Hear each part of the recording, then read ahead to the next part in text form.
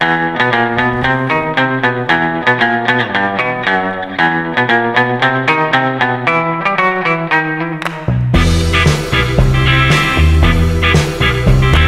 galera, tudo bom com vocês? Aqui é a Cat Rox e hoje a gente vai falar de polêmica. E dizendo a verdade, pessoal, eu não queria fazer esse vídeo aqui, porque eu vou confessar que até agora eu não tenho uma opinião concreta e definida sobre o caso. Porém, eu achei que seria importante levantar esse debate e convidar vocês para participar, e talvez fosse possível também descobrir mais durante o processo de preparação desse vídeo, o que na verdade aconteceu. Então vamos lá, sem grandes introduções. Como vocês talvez já saibam, a produtora Porta dos Fundos, que inclusive tem um canal aqui no YouTube com público maior a 15 milhões de pessoas e é amplamente conhecido em todo o Brasil pelo seu conteúdo humorístico, acabou uma polêmica acalorada.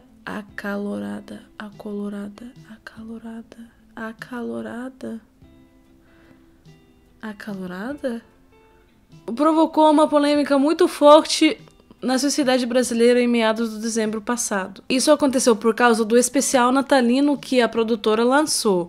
E na verdade não foi a primeira vez que o pessoal da Porta dos Fundos fez esse tipo de conteúdo sobre a religião, só que em 2018 o grupo começou a ter parceria com o Netflix. Então nos últimos 2 anos esses filmes foram publicados justamente nessa plataforma. E como consequência alcançaram muito mais público que antigamente. E com isso muito mais crítica. Eu acredito que é sempre uma tarefa pouco realizável resumir uma comédia que alguém não assistiu, mas o principal motivo para a crítica foi a imagem debochada de Jesus nesse filme, e na verdade não só dele. Chamado A Primeira Tentação de Cristo, esse filme retrata Jesus como possível homossexual. Na verdade ele não fala que ele é, mas digamos deixa bem claro que ele teve experiências homossexuais na vida dele. Mas não é só isso, tem muitas outras coisas. Por exemplo, a Virgem Maria vive um relacionamento clandestino e obviamente pouco platônico com Deus. E por aí vai, enfim, quem quiser assiste ou já assistiu. O importante é aquilo que aconteceu depois. Não é de adivinhar que depois da estreia, o grupo, ou seja, a produtora,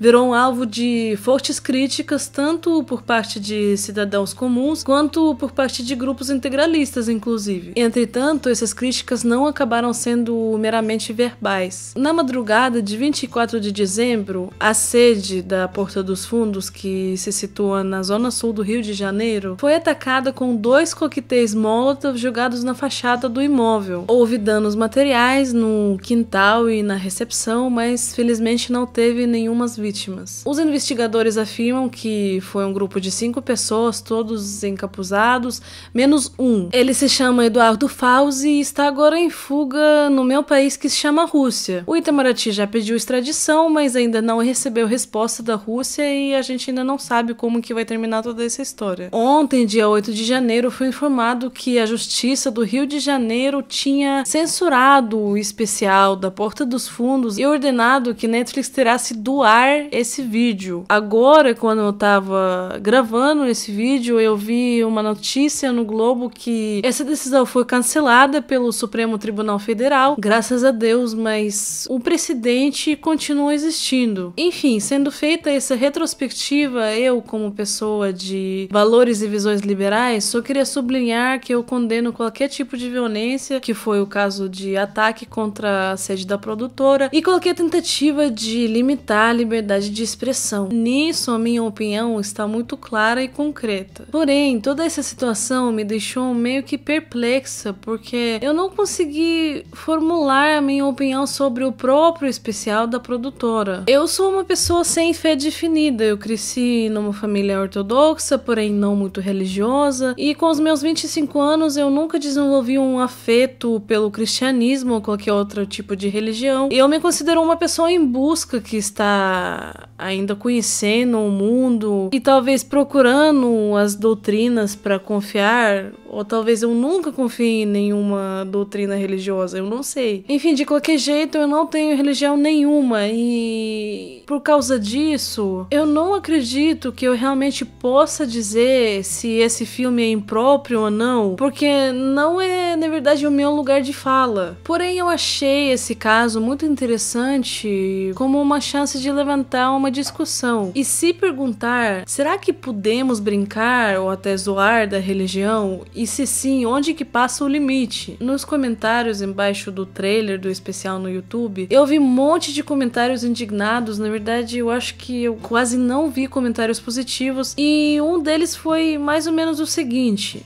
ai, tudo bem, então a gente não pode fazer nenhuma piadinha inocente sobre os gays e sobre a nossa religião vocês podem, né? Aí eu fiquei travada, porque eu realmente sempre critiquei os comediantes que não fossem LGBTs e fizessem comédia relacionada a isso, brincando sobre as experiências que eles não tinham tido na vida deles. Eu raramente vi esse tipo de humor que não fosse escroto e preconceituoso, e eu acho que realmente não é seu lugar de fala, com exceção ao Afonso Padilha, gente, porque eu adoro o Afonso Padilha. Eu acho que é o único exemplo de um comediante que consegue fazer uma comédia que não ofenda ninguém, ou pelo menos fala de todos os aspectos da vida de uma forma mais respeituosa possível. Enfim, eu li esse comentário, aí eu pensei, gente, mas será que ele é justo mesmo? Aí eu comecei a discutir esse assunto com a minha namorada. A gente ficou enrolada e também não conseguiu formular uma opinião sobre isso, porém observou uma coisa interessante. É que a religião, afinal das contas, é um negócio que você escolhe, enquanto a sua sexualidade não é. Porém, será que isso é suficiente para traçar a diferença na hora de fazer comédia? Eu achei alguns materiais em inglês, fiz uma pesquisa no Google, eu vou inclusive colocar todos os links usados embaixo na descrição e descobri várias coisas. Por exemplo, eu achei um artigo bem legal num portal estadunidense chamado Huffington Post. Esse artigo cita várias pesquisas escandinavas sobre o tema, quer dizer, sobre a relação entre a religião e o humor. Essas pesquisas, inclusive, foram feitas depois de um caso polêmico envolvendo um jornal dinamarquês que tinha zoado do profeta muçulmano Maomé. E aí os resultados, por um lado, acabaram sendo bastante previsíveis e, por outro, bem surpreendentes. A primeira coisa que os pesquisadores descobriram é que a pessoa que já tolera discriminação contra alguma minoria ou contra algum grupo discriminado passa a ser ainda mais tolerante a esse tipo de discriminação se consumir conteúdo humorístico preconceituoso. Quer dizer, esse tipo de humor depreciativo realmente afeta a posição dos grupos discriminados na sociedade. Mas, gente, só uma coisa, não vamos esquecer que preconceito e estereótipo são coisas diferentes, porque,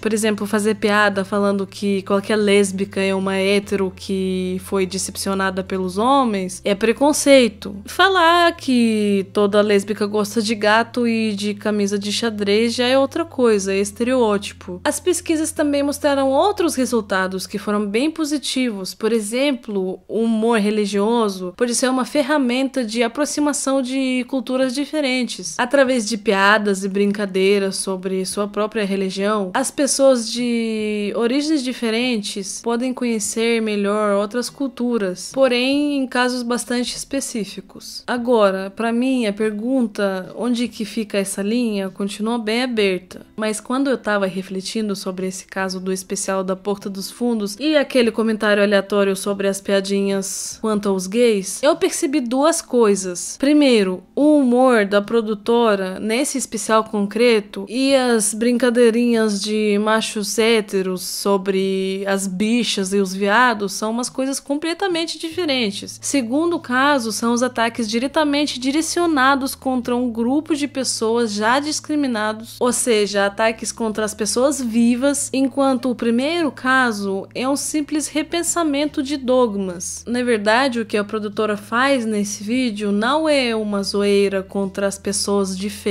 mas a reprodução de um mundo imaginário que qualquer religião é, pelo menos para mim, interpretada através das óticas do mundo contemporâneo. Então isso aqui, afinal das contas, é uma reinterpretação de conceitos conhecidos em uma forma humorística, que é bem diferente de outros tipos de humor discriminativos. Por exemplo, quando você brinca que o lugar da mulher na cozinha, falando, é só uma piada. O próprio Gregório Duvivier, que é um dos atores da Porta dos Fundos, escreveu um artigo bem legal no jornal estadunidense chamado The New York Times. Algumas ideias eu achei super bacanas. Lá o comediante fala que ele, junto com o Porchat, que é outro ator e autor do Porta dos Fundos, sentaram para refletir por que na Bíblia tem tanta lacuna na narração. A coisa é que a gente quase não sabe nada sobre a adolescência e a juventude de Jesus. E aí eles decidiram usar sua imaginação e inventar sua própria história, deixando claro que talvez Jesus tenha amado homens. E isso, na verdade, não é a primeira vez que isso é feito pelos comediantes, como diz o próprio Duvivier, e o motivo para isso se pode encontrar, inclusive, nos textos bíblicos. Por exemplo, no Evangelho segundo Marcos Evangelista. Lá tem umas linhas bem ambíguas que eu, inclusive, vou citar. O jovem foi até ele vestindo um manto de linho sobre o corpo nu. Jesus permaneceu com ele durante aquela noite, pois Jesus ensinou-lhe o mistério do reino de Deus. E de lá, se levantando, ele retornou para o outro lado do Jordão. Eu entendo que tudo isso continua sendo uma questão de interpretações, mas aí eu me pergunto, será que no mundo de hoje a gente não pode